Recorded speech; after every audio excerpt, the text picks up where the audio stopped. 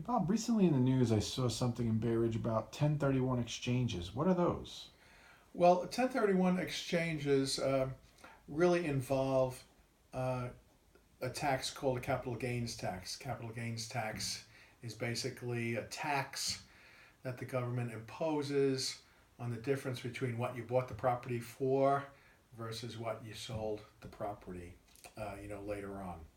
And the spread in the middle is called the gain, and the cities, feds, and state all have might want a piece of that and impose a tax on it.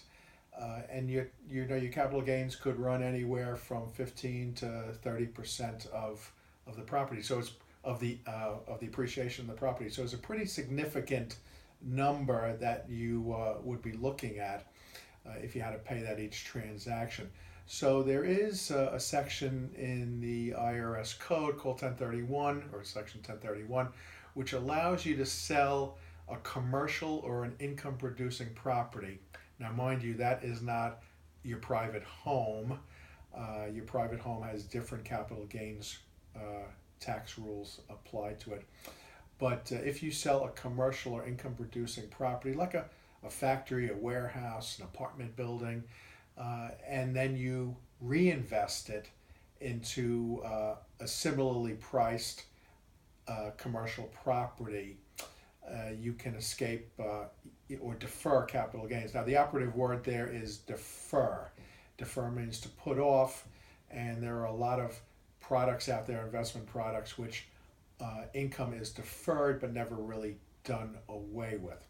So with a 1031 exchange, the one that most people are familiar with is where you sell an income producing property, say a 6-family house, and maybe you go out and you buy an 8-family house.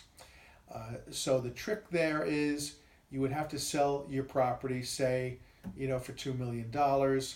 Within 45 days of selling your property, you would have to identify several properties that you'd want to buy. Now that's a little tricky. That's sometimes a hard thing to do within 45 days to identify properties. And then you would have 6 months to actually close on the property. And typically you'd go out and if you sold a 6-family for 2 million, you would try to buy maybe an 8-family for 2.5 or 3 million. And whatever gain you would have had on the sale of your 6-family, say you bought it for 1 million, you sold it for 2, your gain would be $1 million. You'd be taxed on that $1 million. In order to have that deferred, if you invest that into another income producing or commercial property, your gain would be deferred, put off, not really done away with forever.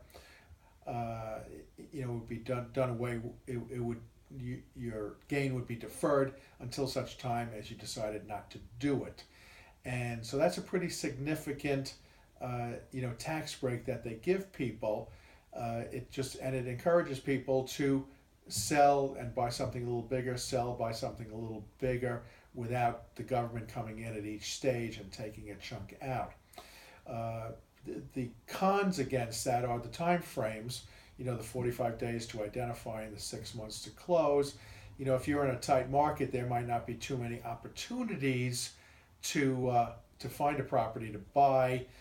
There are, however, investment vehicles that instead of buying, say, an 8-family house, you could buy 1/100th of a shopping mall, and that would be considered the same as buying, say, an 8-family, provided you spent $2 million or more on buying that 1/100th of the shopping mall. So that's an alternative to actually buying another property, and you would be able to defer your gain. Now, the interesting thing is the one way to escape your gain is to pass away. Of course, that's not the best advice any attorney would give their client. They wouldn't have any clients anymore if they told everybody to pass away.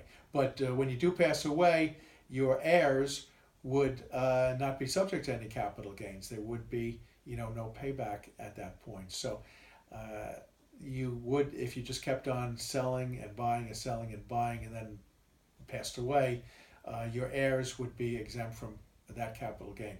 Of course, that's not the advice most lawyers give to their clients or most CPAs give to their clients. But that's the 1031 exchange in a nutshell, and you should probably consult with your CPA or your real estate attorney for more information on how to do a 1031 exchange.